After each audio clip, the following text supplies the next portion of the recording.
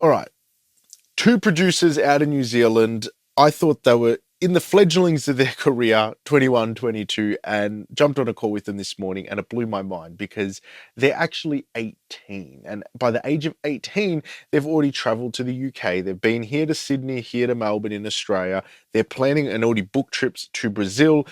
After I booked a call with them, they had Lil Tecca jump on one of their beats. They're doing some great things, and I've been following them for months, and I'm just inspired by their work in terms of content they're putting out because it's really fun, well produced content around their craft. And I think everybody in the music industry who are trying to grow a career can learn something from them. I'm learning some stuff from them. So I had to get them on a call, and I'm going to be doing more of this stuff where if somebody excites me in terms of I'm engaged with what they're doing, I'm going to be booking a call with them to be like, hey, let's have a chat because it's just fun. It's just fun doing a deep dive. I did one with Ian Shepherd the other month, and that was great. So anyway, we'll jump into this. Let's go. International.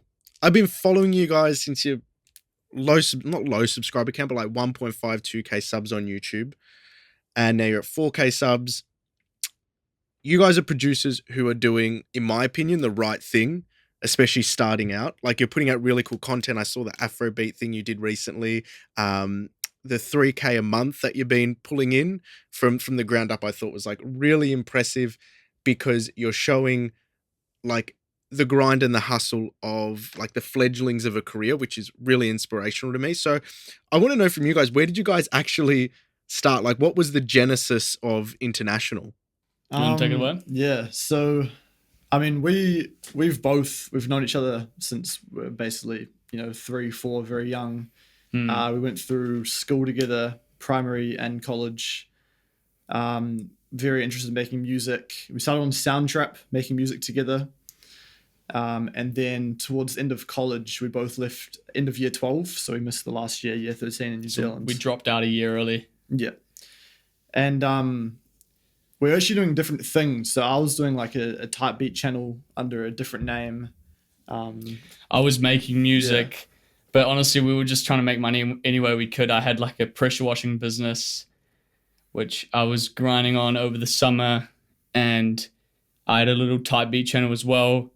Yeah. But I think something that also was important when we were younger is that we both did piano lessons with the same teacher.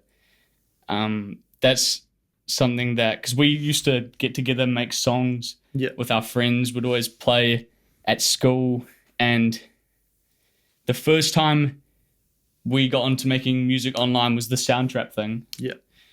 And there's a video of us in this room like 6 years ago. We're 12, 13, and we're tinkering away on Soundtrap, this online software. We made all these random beats, but we were just having fun back then. But then, it kind of came full circle. We ended up at the end of high school, dropped out a year. And then at the beginning of 2023, January. The very start of January. Yeah. Actually, end of 2022, we started doing these little podcast things to ourselves. We would just film a little chat between ourselves and discuss about, just for our future selves, we'd have a discussion and just talk about goals things. And stuff, things we want to do. And one of those, I've got it captured, we basically talked about doing this on that little podcast, and we kind of brought it into existence. And we were really big on just, when we say something, do it straight away. So the next day we just came up with the name, profile picture, everything just on the spot. And we literally started making our first loop then for our first loop kits, which were like Jersey Club sample packs. Yeah, like this niche that was going on at the time. And that's how it got started. So we've been doing this together as International, as a duo, when we realized like we're both doing music, we're both making beats, we live 5 minutes from each other. Why don't we just become a duo? We took inspiration also from people like I think Kavi, especially from Kavi, yeah. I don't know if you know Kavi, but I think there's almost one of the things that got it started. I remember we watched a video, and it was like, you watched it actually, and then you showed me. It was he made a video about making like 30k a month from doing collab sales, making sample packs, putting them out, doing beats. Yeah, and I came around, I was like, bro, this guy's making 30k a month USD doing this music thing. And then literally that day, that's when we made International, as Michael said, made the profile. and from then it's just been, no looking back, just all in. Yeah. Nice. So that's interesting. So like the existence of International, where do you see its home base? Do you see its home base through the YouTube channel or through other people using the beats on their tracks? Like I think it was like a Lil Tecca account that you shared a couple days ago, and other artists jumping on board. What do you see as like the home base as driving the career of International? Instagram, YouTube. Those are like the home bases. We upload a story on Instagram every single day, and we literally haven't stopped. So ever since, there's been maybe 1 or 2 days where we there was a few hours where there was no story, but since January 1st, 2023, pretty much we had a story every single day. So that's kind of where we see our base, probably Instagram and YouTube. So YouTube is probably where we get most of the organic traffic. We do some Instagram reels as well. But we always try to get people to our Instagram because that's where we connect with people on a day-to-day basis. And that's where we build trust with people and talk to everyone. I think those are the two bases. But sure. Email would be just connecting on email is another thing.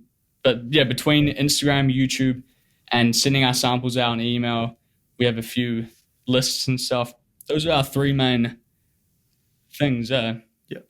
Yeah, that's really interesting because IG, YouTube, the way you're playing the game, this is why I was really like taken by what you guys are doing, is the previous generation that got in on social media is very like tutorialized, like something you'd see in a school classroom, like, hey, today we have kick drums and we are going to EQ a kick drum, and this is how you EQ a kick drum. And I'm like, and that's still going on now. Like even I put out videos like that, and I'm like, okay, well that's like, I'm 31 now, so like that's what I grew up with, and that's what I saw the growth of YouTube come under. But then I see your ones, which are almost like your entries, which are almost like vlog style entries coming in, and you know how to play that social media game, which I think a lot of people in the music industry don't grasp. They sort of shun away from it a little bit. Like in your scene, it's a bit different, but like for the general, like people who are producers trying to get their leg up, they're sort of like, well, either I'm good at what I do and artists want to work with me, or I shouldn't have to do that. Why should I have to do that? And I'm curious, like how much of that is taking up your time between actually producing beats and packs versus between driving attention and traffic? Like what's that time split? I think the main difference between us compared to other, well, like majority of producers, is we see music as like a brand and a business rather than like, I need to make beats, I want to get placement. So we see like the whole thing as one combined thing, as one combined business. So in our heads, it's like we need to spend equal amount of time on making good YouTube videos, bringing in traffic, getting good at speaking to the camera, as well as making samples, making good beats, connecting, networking. So it's like, this is like full time. We do this all day, every day, 7 days a week. And it's just like the whole picture we can sort of see just by things we've learnt online from other people about, more of a business. Like before music, we were watching content on YouTube about people growing businesses. So when we Still do. Yeah, exactly. Yeah. Still do. So when we started the music thing, we're like, okay, we've already got sort of a music background. How can we turn this into a business rather than what everybody else is doing? I would say they're just as important as each other. The bringing people in, getting their attention online, and the actual making music. I'd say they're as important as each other. But kind of how it works for us is we've got 2 desks here. We usually I'm over there. I do all the YouTube editing and mainly all the posting, all the thumbnails, all that stuff. And Sean's over here most of the time making samples, sending stuff out, and we film the videos together. I also I join in as well. I'll be there throwing in ideas. I'll come in and play the guitars and stuff. But for the most part, I take care of all the posting content stuff. Sean more or less takes more care of the music stuff, but we do a bit of everything. But yeah, that's just as important as each other for us. Interesting. So most people build the music and then create a business around it. You're creating a business and then building the music around it. Like, as in, like some people, like, they've got ideas of songs, they put the songs out, they put the beats out, they put the productions out, and then they're like, shit, how do I get this out to people? How do I market it? But you're going opposite way. You're going, okay, well, I need a brand and a business. And this is my next question, because I don't think you clarified this, but like, let's just say brand and business, unknown for the most part until I ask you the next question. But then you're like, okay, well, that's the attention grabber. And then we fill it in with music. I'm curious, what is the value proposition of the business? Because I didn't know you guys saw it as that. And that's not a bad thing or a good thing. I'm just trying to ask. Apple sells technology. Cool. That's their business, accessible technology. Microsoft sells software solutions for offices. Perfect. That's their value proposition in their brand. Nike, sportswear. Perfect. What's the core value that your business is built around? I guess it kind of depends, because we sell products to producers. So that's something we do. We sell sounds and stuff. So our YouTube, for the most part, is directed at producers. But in a way, we're also kind of just selling like ourselves, like the vlogs and stuff. Yeah. We're kind of. I think it's almost like it's just like a international as a brand. Like it's a brand. That's sort of how we see it. So as we build up all the different areas, so music, the business side, YouTube, all of this as it grows up, we could almost do like what we want to do. Somewhat it would still be related to music, but it's like maybe 10, 15 years time, international as a label, or international as a clothing brand if we wanted to. But I think for us, we are very focused on building up all parts of the brand. So when it gets to a point where we want to do and venture out into something different, there's no like weak spots there. So it's like building everything as one, I think. Mm-hmm. Cool. I look at that and I draw lots of parallels to myself when I was starting out, where I was just fucking doing everything. Like I'd be in recording studios, I'd be producing stuff, I'd be trying to record stuff, mix stuff, master stuff. And I think it's good that you got lots of like offshoots of things you're doing. The one thing I found which worked for me, and not that you ask or you give a shit, but I'm just like relaying it because I think it's important when you're building a brand or a business. And again, this isn't meant to be me talking to you advisory, because I want to learn more about you guys. Is that become the best at something? Like, so I think who's that actor? I can't remember the name of the actor. He references minoring in the majors or majoring in the minors. He's the guy that goes, all right. I can't remember the freaking actor. You know the actor, yeah. And like he had all these businesses and shit, and he's like he was majoring in the minors or minor in the majors, and he was like, well, I had to cut out all these businesses and just focus on a few.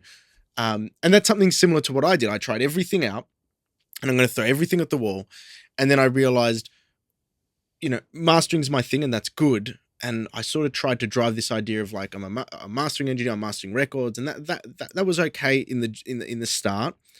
But then I'm like, fuck this. I'm the best at what I do. And then I just threw my whole brand into going all in deep on it. So that way, if anyone you ask in Melbourne or Australia, they know my mastering work. And especially if you look at my catalog, if you look at any of those producers and artists, they know what I'm up to. Like they want to work with me because that is what I do best. And when I think of your brand, it's like, okay, let's say you're doing kits. All right. I would think of it as doing the most, you know how some clothing brands will do a drop. You got to be in their newsletter. They'll only put out 100 of a certain top and then that's it. But people pay fuck tons to get it. Same with the kit. It's like, if you want these sounds, you will not be able to hear them. You will not be able to get access to them unless you're on this list for international. And they're the best. They're the best kits you can ever get. You're not going to get better. You're going to have to pay $500 US each one. We're only letting 100 people get it. Everybody gets it numbered. And that's it.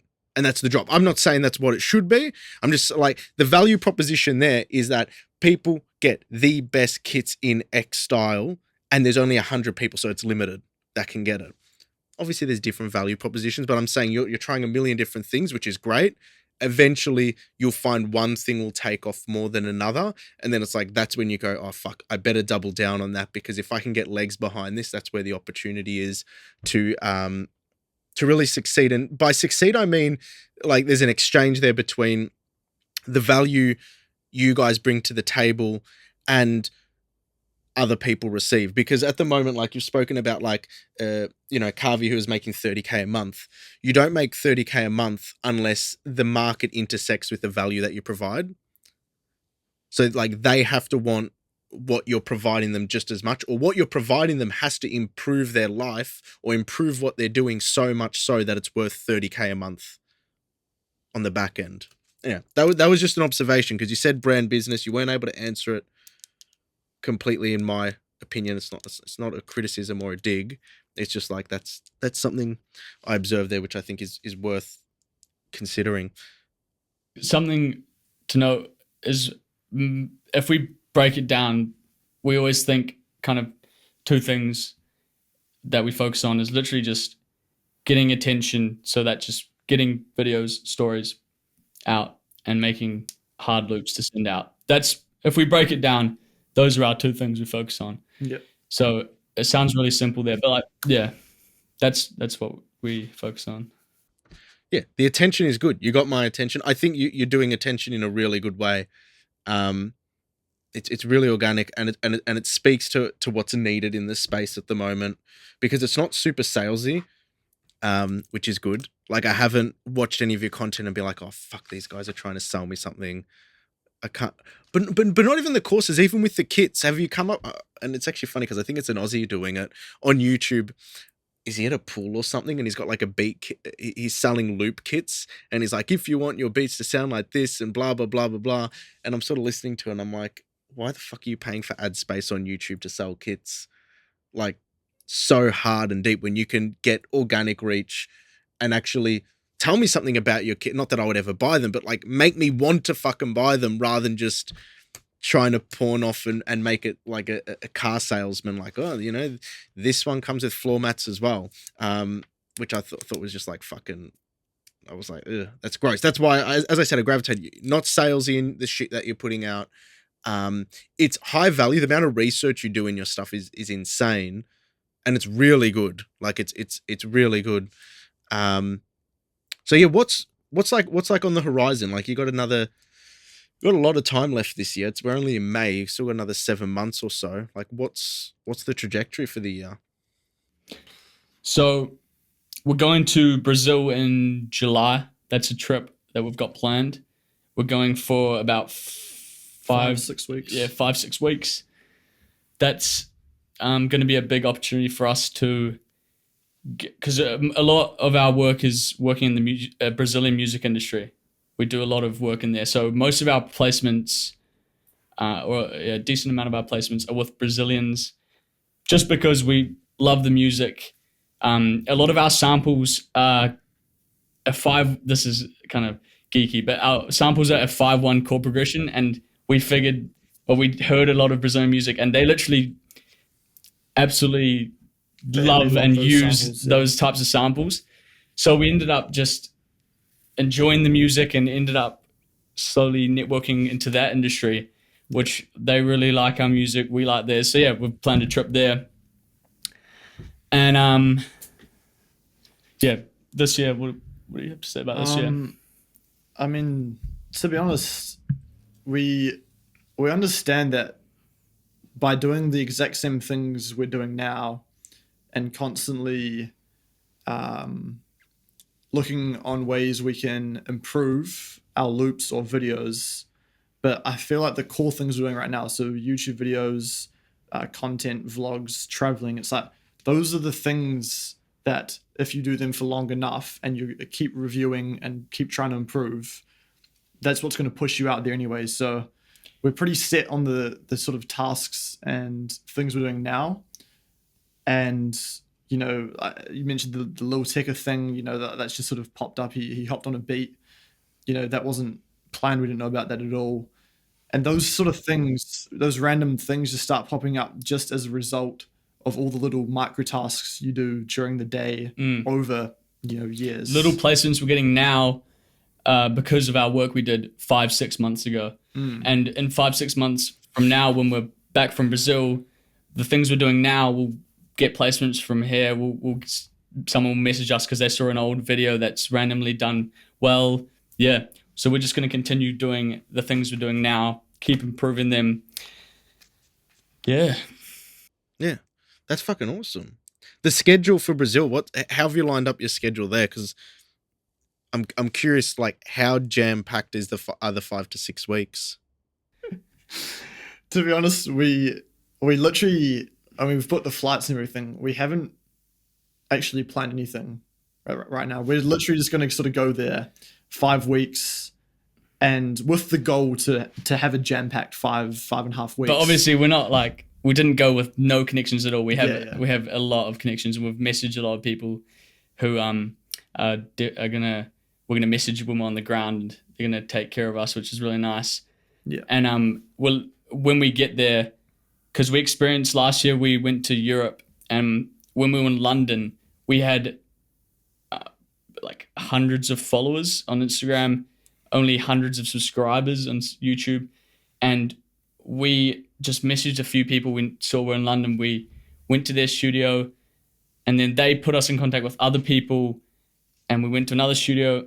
And so when we go to Brazil, with 5 weeks, we're expecting stuff like that to happen as well. We'll bump into people, get invited to different studios and stuff like that. Yeah. But also we'll be filming a lot of content over there. Will be interesting for the YouTube, definitely. Yeah. Whenever I travel, any people I know in that area, before I get there, like months before, I go, tell me 3 people I need to meet, like that I must meet, that you know, and then I build out lists from there. And the other thing is I keep a database of everyone I connect with while I'm there, like every single person I touch base with. And then as soon as I get back to my hotel room, I always send them a message about what we spoke about. I'll be like, dude, it was such a great time to catch up with you and hear about your drumming, or, you know, this session that you're working on next week. Best of luck with it. Like every single person. And like, just for context in terms of when I mean jam packed, whenever I go to LA, I usually go like a week at a time in Jan. I get about 50 meetings packed into there. And like, I spend a mini dime on Ubers. Like, I think I spend more on Ubers than I do on my airfares while I'm there. Just because I'm like, I get up first meet will be at 9 and I'll be finishing at 10 o'clock at night. But that's just for a week. I couldn't do that for 5-6 weeks without fucking killing myself. But like literally, the reason why I say how jam packed it is because you'll never regret doing too much. You'll always regret not doing enough. So it's like even the same with all your content shit. If I could give you any advice, and this is probably stupid advice to give you because you guys are already pretty jam packed with everything, but like triple the production rate, because you'll never look back in a couple years and be like, oh fuck, it was so stupid to put out 60 videos. You'll probably go, oh, I wish I'd put out extra shit or extra content or connected with more people. Because like that's the way I've always felt, even though I do crazy amounts. 100%. Yeah. Yeah. No, I think always scale that up. Definitely when we land there, we're going to be like, go, go, go. Yeah, for sure. Yeah. And before too, I like the idea of asking someone, who have I got to meet? That's actually a good idea. Yeah, it's who have I got to meet, or who do you think will connect with me well, or who do you think, or who have you spoken to that really likes my stuff that you can introduce me to? Like anything that the whole idea is you give permission to the other person to have a bit of autonomy and control to be like, oh, I think so and so would really like you, or you know what I mean? Rather than going, oh, I know you know so and so, can you introduce me? It's like, well, you're sort of asking a big favor there. Some people don't come back with anything, but for the most part, it's a really cool exercise because people don't like to waste other people's time, so they're never going to introduce you to somebody that's going to either waste your time or theirs. So it's like a really good filter system for not like having, you know, just time, not in a bad way, time wasters, but I'll say bad fits where, you know, people don't really gel. That's really cool. Brazil, man, that's crazy. Brazil, you're gonna do LA next year? Nah, I think we are loosely thinking UK again. UK again, for sure. For some reason, the US we haven't thought about it that much. Yeah. I know it's a big deal and there would be a lot to do there. But I think lots of the music we actually like comes from UK. Like, I mean, they obviously would be listening to, you know, American music, but it's like, yeah, it just hasn't really appealed to us. Oh, I really want to go to LA, which, yeah, lots of people, it's like the first place they need to go is LA. But for us, yeah, it wasn't like that, I guess. Yeah, but no, that's fine. But I think what's good is that you know who's sort of in your circles and where to focus on. Like, that's important. There's nothing like that. That's a really good indicator. I have a friend who owns a cafe and he knows his customers really well. Not that that has anything to do with the fucking music industry, but he knows them really well. So when it comes to his menu and the things he puts out there, it really caters to the people that are local to him. So he doesn't he's not got huge wastage throwing out bunches of food and shit like that. Like he knows his clientele base, and that's good. So that's really important that you know, like, your circles that you have to focus on and jump into, rather than some people get really pie in the sky. They're like, oh, I have to be in this place because that's what everybody says, regardless if it's actually the right thing for you. So no, I only mentioned LA because in Jan they have the NAMM in Anaheim, just outside of LA, which is like fucking 100,000 people go to it. There's all the vendors. It's a trade show for the audio industry. And if you're on YouTube and you're putting out any content, there's really good branding opportunities and like,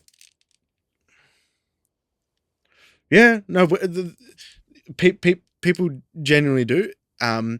That's not like at a large scale. There's obviously bigger players there than me. Like there's Decap, there's Wavy Wayne, there's all those sort of people there who some of them even have their own booths. But funnily enough, Isotope, I connected with Isotope through there because their senior product manager recognized me. And then that's how I sort of jumped into their beta testing with them on their products. Because he was like, Nick, I watch your videos. And I'm like, oh, okay, that's cool. That's weird. Like, as in, I wouldn't have expected that. But no, really nice guy, really cool team, good opportunities there. But I think you've got your shit sorted out. That's really cool. So I've like literally been scribbling notes the whole time because that's, I sort of want to respect like your time and space. So when we're chatting, I'm not. Yeah, I can go on tangents, which isn't good. So mainly building around a business. You've got a lot of different parallels going on at the moment. But at the moment, like, the main core is getting attention in, which I think you're doing a great job of. That's like really cool. Attention in for then for packs going out on the email list and getting placements, which is great. Man, you guys are going to kill it. If like, and you guys, I'm assuming are like 21-ish, 20-ish. How old? That's fucked. That's fucked. Mate, if I was, that is fucked. That is so good. That's, yeah, wow. Wow. Mate, I want to know you guys in 10 years. I'm telling you, if you're 18 and doing this, that's insane. That's really insane. Most 18-year-olds are lucky to make $3,000 a month doing part-time at a supermarket. So that is just fucked. That is really good. Good job. What do your parents say? They're super supportive, yeah, which is really Yeah. helpful. We obviously live at home still, so that is, yeah, we wouldn't. It would be a different story if we. Had to rent and work Yeah. jobs and stuff. It would be, yeah, and that's not to say we haven't worked at all. We probably, out of our friends at school, we were probably the first to. We started doing jobs ever since we were 15, 16, 14, 15, 14, yeah. 15. We've worked at the heaps of jobs. We used to work at this driving range, picking up golf balls in like stormy winters and stuff. We've done heaps of stuff. We have worked a lot. I think that's what has allowed us to. It's just helped us because from when we're 14, 15 up until 17, when we left school, we'd been working part time for all these years. Never really, you never really spend like that much money. You go buy lollies and stuff, as you do. But we just sort of had this like a small lump sum of money that we've sort of been able to live off. So from last sort of June, July, we haven't worked a job. This has been full time, and that's allowed us to go do sort of side trips to Australia. Just having that money piled up from all those part time jobs that we did over the years. Yeah. And it's just we've both had just a very focused and motivated mindset. And yeah, I think Yeah, we it's have just like worked. for the future as well. We have I think we're pretty dialed in, and we know exactly sort of where we want to go. We review our goals often. We do these podcasts and just talk about the future often, write things down that we're aiming for. Yeah. Curious, do you have family in business? Nah. Not really. Where does that where does the acumen or drive come from? Like that's really interesting.